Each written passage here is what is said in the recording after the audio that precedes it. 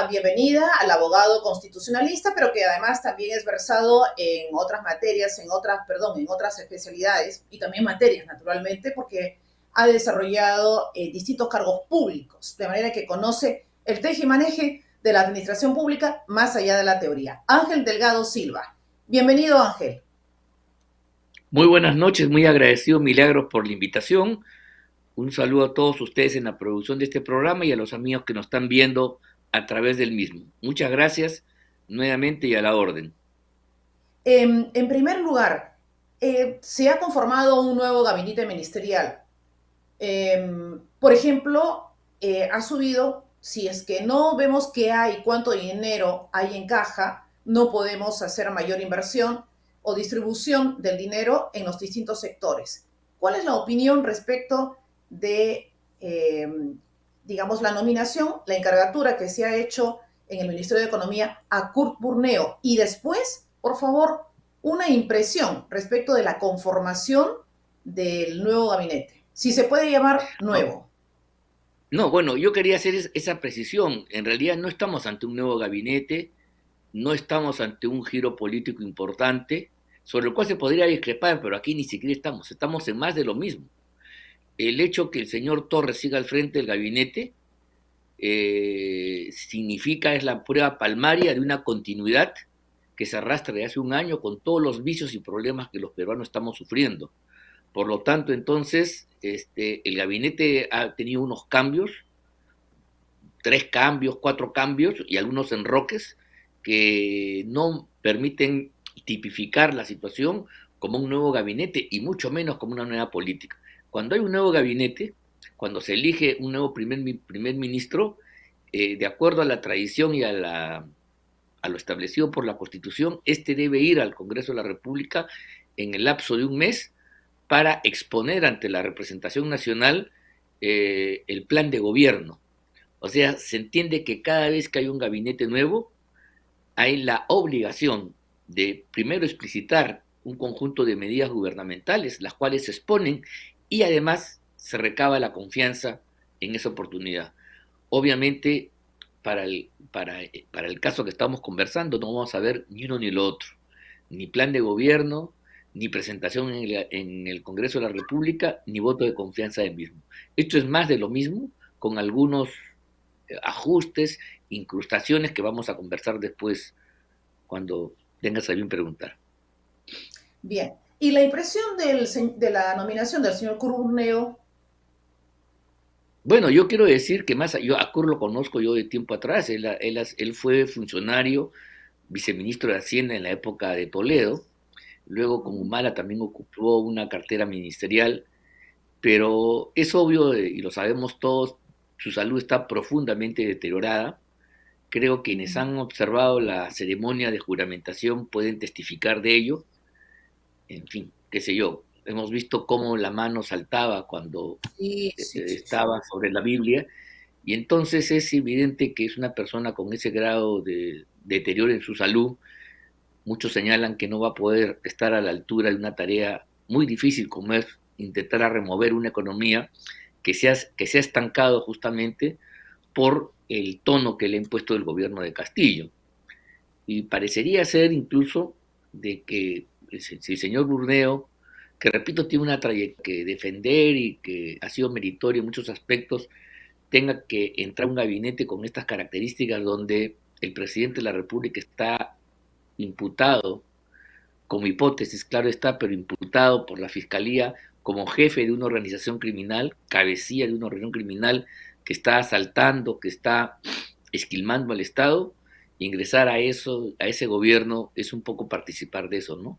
Entonces, tiene que haber habido razones muy profundas en el ámbito de su decisión personal y quizá de su salud para asumir una responsabilidad que yo no estoy muy seguro que eh, que le acople algo de mérito y mucho menos honor. Todo lo contrario, si el gobierno se hunde, ya no por la mala política, que eso está claro, sino fundamentalmente en la medida que se vaya tejiendo esta urdimbre de actos delictivos que lo conocemos por los testigos, por las declaraciones de los que se han puesto a derecho, de los colaboradores eficaces, todos ellos delincuentes que han estado en torno a Castillo. Entonces la situación se va a poner muy dura para todos. El anterior ministro de Economía, Marchand, que no era evidentemente del grupo de Castillo y que no tenía ninguna lealtad hacia él, apenas el señor Torres dijo que se iba, aprovechado para irse, igual que el canciller. Esas personas solamente responden a sí mismos y entonces prefieren quitarse a tiempo antes de ser culpables de cualquier acción por mancomunidad o solidaridad que se pueda producir, ¿no? Entonces, han puesto pies en polvorosa, ya han puesto a una persona para la cartera de Economía que yo no sé si reúne las condiciones, no intelectuales, no de trayectoria, pero sí físicas, para hacerse cargo de este importante ministerio. ¿Qué pudo haber hecho decidir al señor Curuneo, a quien también conozco cuando era académico en la Universidad Católica, cuando era profesor? Estamos hablando de la década de 90, cuando empezaba, digamos, más o menos yo mi carrera, pero hace 89, 90. Pero, ¿qué pudo haber pasado para que él decidiera tal cosa? Yo también he quedado sumamente sorprendida cuando vi la ceremonia de juramentación. Pero ¿qué pudo haber pasado? Bueno, Es una obviamente persona no hay sumamente ninguna, responsable. bueno, obviamente no es ninguna afinidad ideológica, ningún compromiso político. El señor Brunel ha estado fuera de todo eso. Quizás sea pues el ansia de ver culminar una trayectoria de vida con el cargo de ser ministro de Economía, ¿no? Que para los Bueno, economistas es el culmen, el llegar a la cumbre de una carrera profesional, ¿no? Quizás sea eso, y piensa que en correcto. esta hora, sobre todo pensando en él mismo, esta es la oportunidad de poder lograrlo, en otro momento no. Y al gobierno se le ha abierto la necesidad, porque yo no creo que haya muchas personas con conocimiento y trayectoria en el campo económico que estén dispuestos a prestar su concurso a un régimen como el que estamos caracterizando, ¿no? Correcto. Quien nos está viendo en estos momentos, por ejemplo, acá en Lima, por el canal 794 del operador de Cable Más, para no mencionar otras ciudades, y después esta entrevista seguramente quedará registrada, se preguntarán, ¿pero por qué estamos hablando siempre en aspecto negativo? Pero sí, igualito, yo sé, no es la misma intensidad de las operaciones comerciales, pero las personas se desplazan de un lugar a otro, viajan al extranjero, viajan al interior del país, y no hablo en términos de trabajo, sino hablo por esparcimiento. Es decir, hay un gran número de familias o de personas, de ciudadanos, de compatriotas que hacen su vida. Hay publicidad, etcétera. Y entonces nos escucharán, Ángel, que yo te pregunto, tú respondes y describimos una situación, bueno, yo pregunto, pero tú respondes, una situación, digamos, sombría. Sí, claro. Bueno, es que, bueno, hasta en épocas de guerra, si hacemos un poco de historia, hay gente que se desenvuelve, gente que incluso hace negocios, estando en lugares de ocupación, ¿ah? O sea, la capacidad del ser humano para sobrevivir es impresionante y reta las leyes de la evolución. Pero así como hay un grupo de peruanos que tú has señalado que se mueven y se adaptan, yo diría que hay millones y millones de peruanos que no pueden adaptarse y son los que están sufriendo el impacto más negativo de la crisis y de la inoperatividad de este gobierno para poder sacarnos de ella, o siquiera darnos algún tipo de bálsamo, de tranquilidad. Yo creo que eso es lo que está pasando. Si no, las encuestas pues dirían una cosa distinta. No una, sino todas las encuestas ponen a Castillo con un repudio cercano al 80%. Y hoy día en todas las regiones del país, incluso en aquellas en las cuales depositaron su confianza y sus esperanzas en Castillo, se han vuelto refractarias y están en contra, en porcentajes que van del 70, 75%, 65% en el caso del sur del país, que fue, digamos, el gran bastión de votación al momento de las elecciones a favor de Castillo. En fin, ha tenido que pasar cosas muy malas, que la gente lo siente en su fuero interno. No me refiero a la política en su sentido exterior, los conflictos entre el Parlamento y el Congreso. Ese es un aspecto que quizás le interesa a un sector más circunscrito de la población, aquellos que hacen política, que tienen opinión. Pero el hombre de a pie, el hombre de la calle, que vive en la ciudad o en el campo, ha perdido muchas oportunidades y si bien la economía se reactiva porque finalmente pues hay un esfuerzo de sobrevivencia, creo que las condiciones que primero hemos heredado de la época de la pandemia y que se han profundizado en los tiempos de Castillo, están haciendo la cosa insoportable para millones de peruanos en provincias, especialmente en el campo. Yo creo que en un momento determinado esta caldera que está en ebullición va a destapar violentamente y va a generar profundas reacciones cuyos costos ahorita son insospechables, pero sin duda quizá va a ser pues el momento de una especie de holocausto, de momento grávido en la escena política que ya haga imposible que este gobierno de desastre que encarna Pedro Castillo y su gobierno, su gabinete en general, puedan hasta ahora mantenerse. Hoy Castillo se mantiene, aunque parezca mentira, por las normas que lo protegen de una constitución y que quiere cambiar. Si no fuera por eso, hoy el señor Castillo estaría compareciendo realmente y tendría quizás una orden de, o un apremio de detención provisional o quizás estaría como sus cómplices en prisión haciendo declaraciones de ese tipo. Si no lo es porque la constitución política, que él, repito, quiere cambiar y detesta, le da un manto de protección muy fuerte que le permite sobrevivir. Pero sobrevivir no es gobernar. Entonces, mientras esto transcurre, el país se va desmoronando poco a poco por diferentes lados, yo diría, por los eslabones más débiles de esta cadena, por los lugares más lejanos, donde el Estado tiene menos presencia, ahí donde hay más pobreza, mayor vulnerabilidad, ahí es donde se debe estar incubando una situación realmente de desesperación que en algún momento va a tener que darse con todo. Hugo Guerra me dijo en una entrevista anterior que llegado el momento, la fiscal de la Nación iba a tener una disyuntiva. En el sentido siguiente, mandar ya, solicitar, ¿no? Ya no un impedimento de salida, sino un recorte de su libertad, ¿no? Pero Ya. eso ya tenía que ser resuelto por el Congreso de la República. La pregunta Bueno, es, sí. no, yo la verdad, eh, todos los que son amigos míos, sobre todo quienes son penalistas, quieren extrapolar algunas figuras, pero mi, mi visión más bien es del orden constitucional y yo sostengo el presidente de la República, no como Castillo, sino como institución, como órgano de gobierno, como órgano del Estado, mejor dicho, está premunido de una serie de defensas que justamente garantizan la gobernabilidad. Este es un tema muy importante que los peruanos, la gente no lo entiende, dirá, ¿por qué tiene privilegio? Porque no es la persona, es el cargo y es necesario que haya una especie de motor inmóvil altamente protegido de cualquier tipo de acusación, de cualquier tipo de demanda que tenga mala fe que impida la marcha gubernamental. Siempre ha Mm. sido así.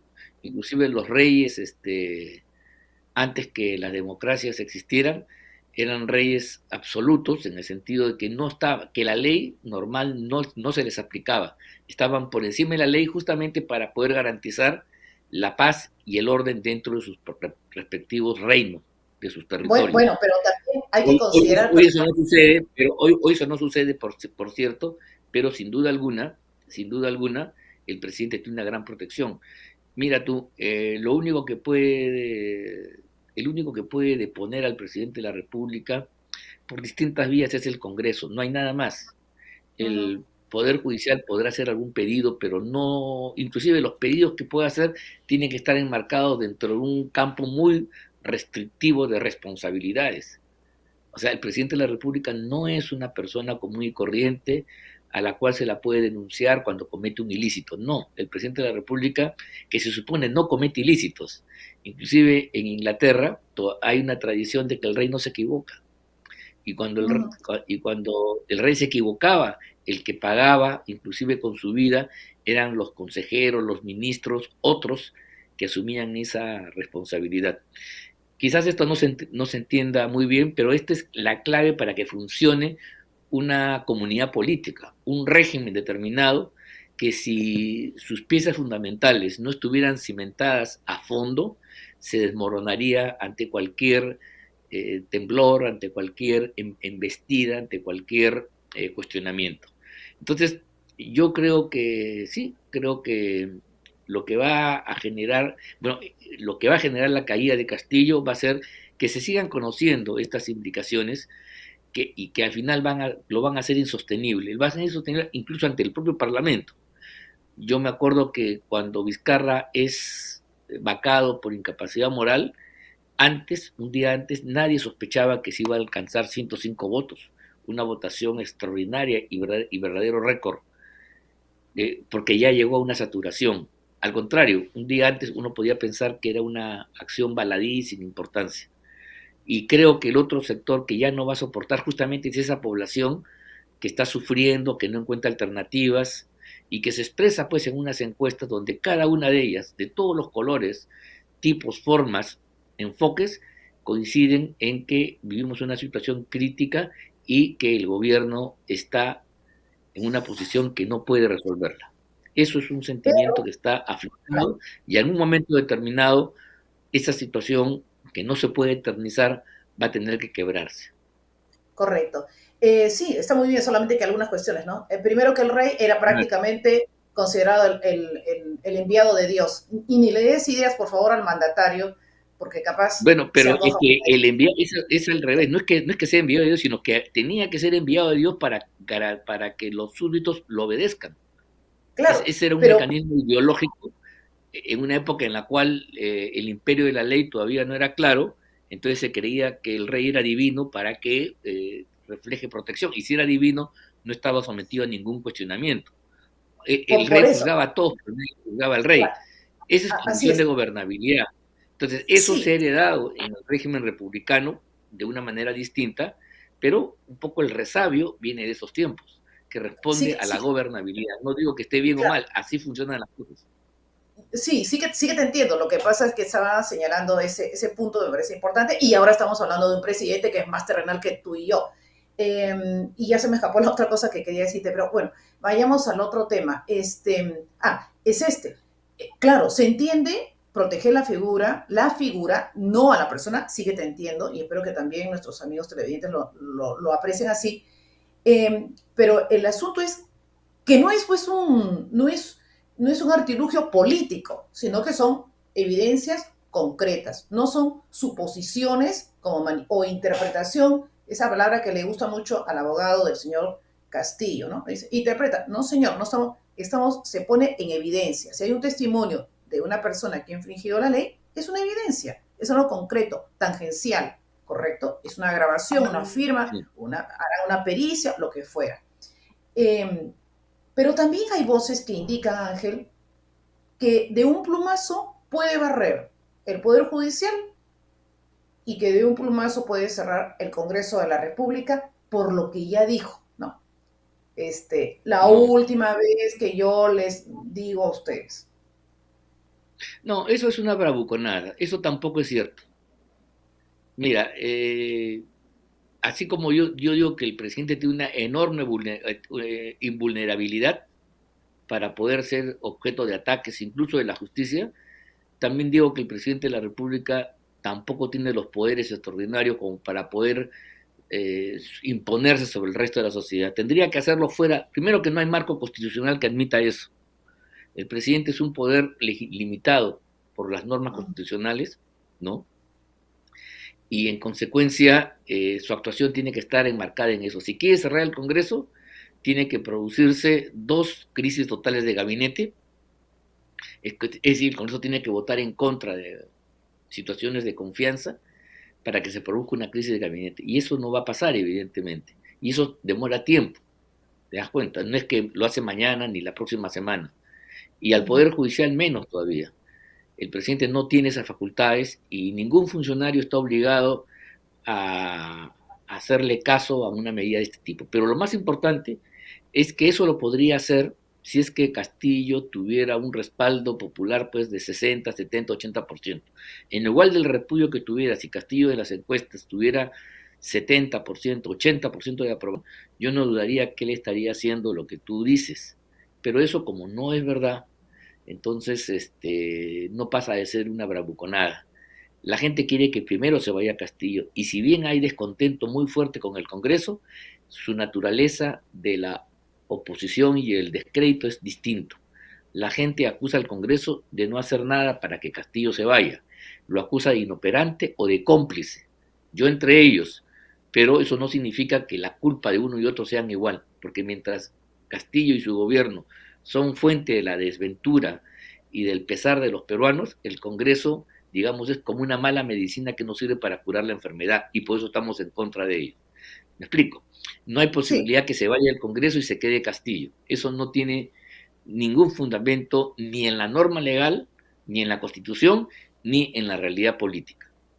correcto. Nosotros hemos visto golpes de Estado, que finalmente salen los tanques y son los que imponen la verdad, pero eso no existe ahora. El ejército no se va a comprometer, así como no se mete contra Castillo, tampoco va a acompañar a Castillo en una aventura, como lo hizo con Fujimori, que fue la última vez que intervinieron, y hasta ahora muchos generales, entre ellos el comandante general todopoderoso, el señor Hermosa, está en prisión, muriendo en prisión, pero está ahí. Entonces, ese es un punto de no retorno, y yo creo que los militares no van a ir a una aventura, y mucho menos a una aventura por un personaje tan endeble, insignificante y tan comprometido en actos de corrupción, que repito, si no fuera porque es presidente de la República, ya estaría preso, ya estaría dando explicaciones a los jueces y fiscales. ¿Te parece a ti que no va a ir entonces? A ver, No la tiene fiscal... fuerza. No, No, lo no, dice, no, pero de boca para afuera. no, Pero no, no no, no, tiene estoy, ninguna posibilidad. estoy en otra pregunta. Estoy en otra pregunta, A ver, Ángel.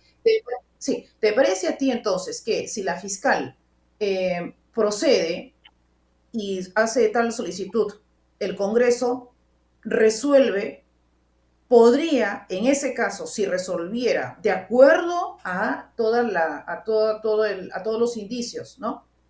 Eh, que señalan como responsable al a señor ver, Castillo, pero te... hay una cuestión que hay que tomar en cuenta que, en fin, lo decimos algunos, pues no nos creen. El artículo 127 de la Constitución dice que el presidente solamente puede ser acusado por cuatro cosas, cuatro temas, no cinco, seis, cuatro. Traición a la patria, cerrar el Congreso ilegalmente, impedir las elecciones nacionales, regionales, municipales e impedir el funcionamiento de los organismos del sistema electoral. Salvo eso, no hay ninguna acusación contra el presidente de la República. Quienes dicen lo contrario, yo respeto, pero mi punto de vista y la visión que tenemos los constitucionalistas es distinta a los penalistas y otros abogados que creen que las reglas del derecho común se aplican a situaciones donde, donde se configura el poder político. Entonces, el presidente solamente puede ser acusado por eso. Y te quiero dar una primicia, el día de hoy,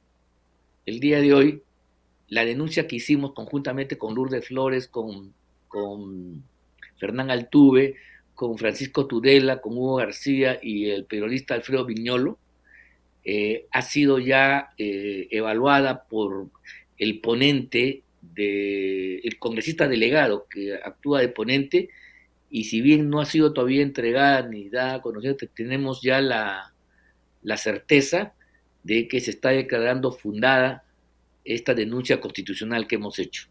Esto tiene que votarse en el seno primero de la Subcomisión de Asuntos Constitucionales, luego va a ser elevada a la permanente para que haga la acusación constitucional correspondiente y inmediatamente después va al Congreso para que se decida.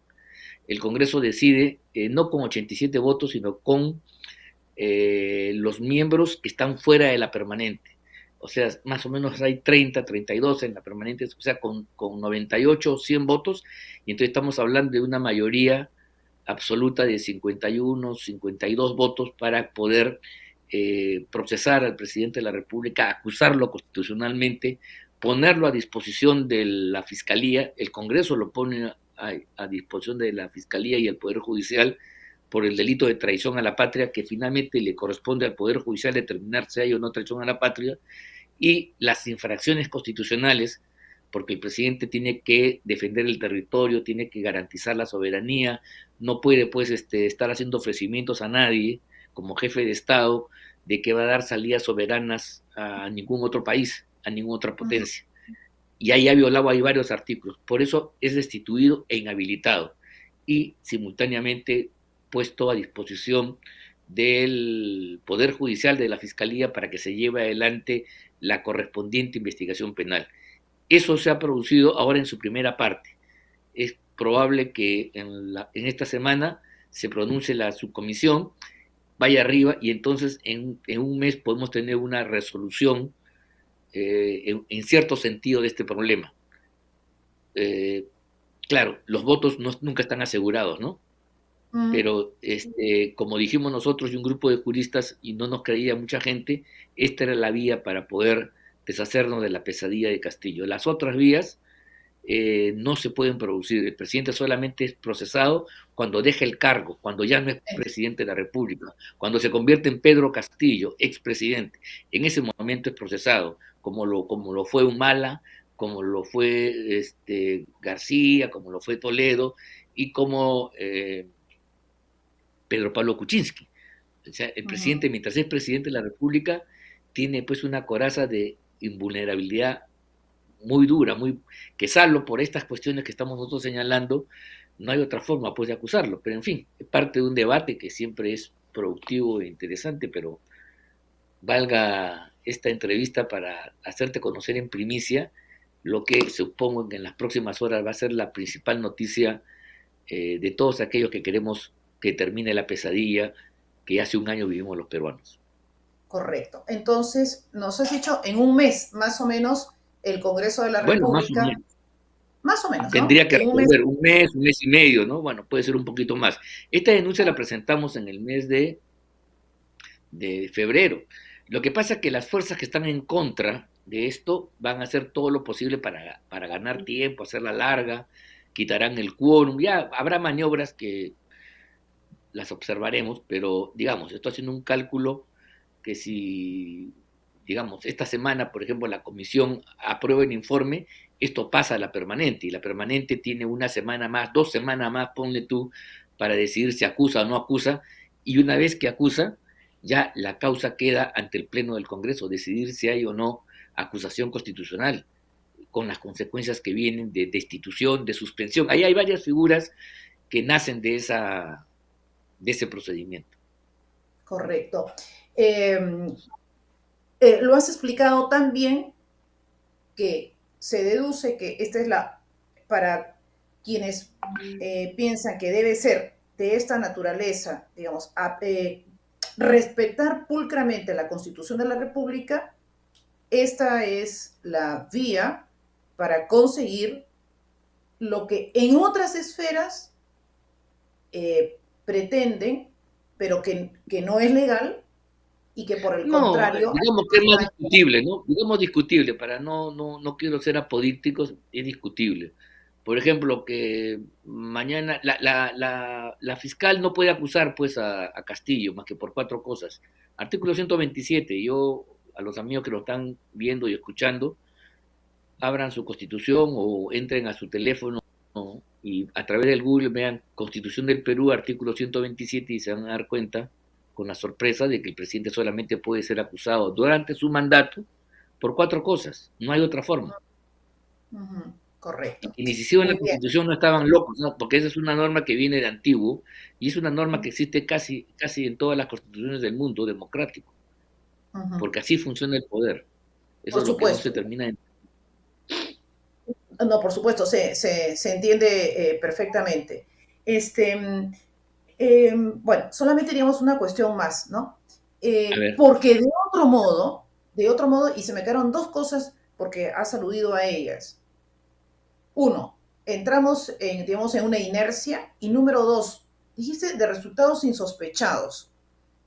Una de esas consecuencias es nuevamente la población que no quiere en un extremo y no quiere en el otro y se siente desamparada, desilusionada, porque hay personas que apostaron por este señor. La pregunta es, ¿crees que nuevamente retrocederemos y estamos anidando he escuchado que ha habido algún episodio donde se ha visualizado la bandera del grupo delictivo, delincuentes de Sendero Luminoso, los terroristas de Sendero Luminoso.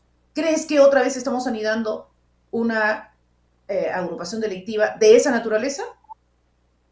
Bueno, efectivamente siempre la posibilidad existe, pero yo creo que a estas alturas el terrorismo fue duramente derrotado en la década final del siglo pasado y si bien hay remanentes y hay grupos que pueden tener algún grado de armamento, no es suficiente para poder competir en ese campo castrense militar con nuestras Fuerzas Armadas. Cualquier acción de ese tipo será desesperada y con la tecnología que se tiene hoy día no habría mucha dificultad para poder aplastar cualquier intento de violencia de esta naturaleza de tipo terrorista. Además, yo creo que la población, más allá de cualquier concepción ideológica o política, no apoya este tipo de acciones subversivas. Ujú. Cuando la guerrilla ha tenido, digamos, una vitalidad y fortaleza, era que tenía un respaldo importante de la población. Y como decía Mao Zedong, la guerrilla era como, se movía como el pez en el agua. Ujú. Entonces, cobijado entre los pueblos, entre la gente, en el campo, se mimetizaban y entonces no era una guerra regular de ejército Ajá. contra ejército, era una guerra no convencional y en esas condiciones, pues la guerrilla. Pero ¿cuál era la condición política? El profundo Sí, respaldo que tenían esta gente de sus respectivas poblaciones.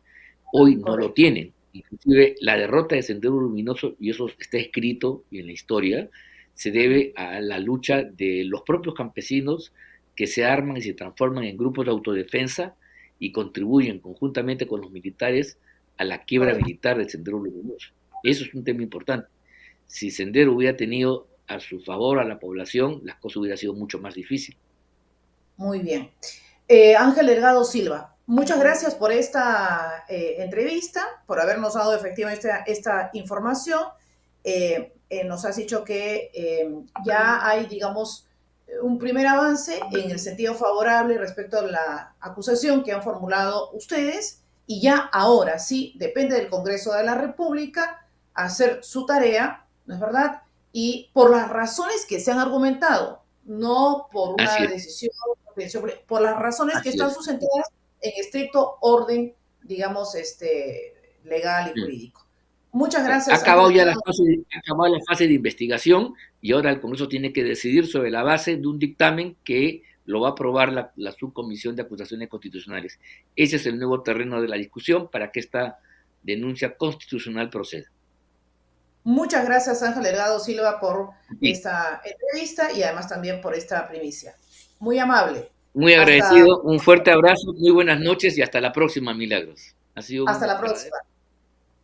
verdadero. Al contrario, para ti, para mí. Ángel Delgado Silva, abogado constitucionalista, estuvo con nosotros aquí esta noche.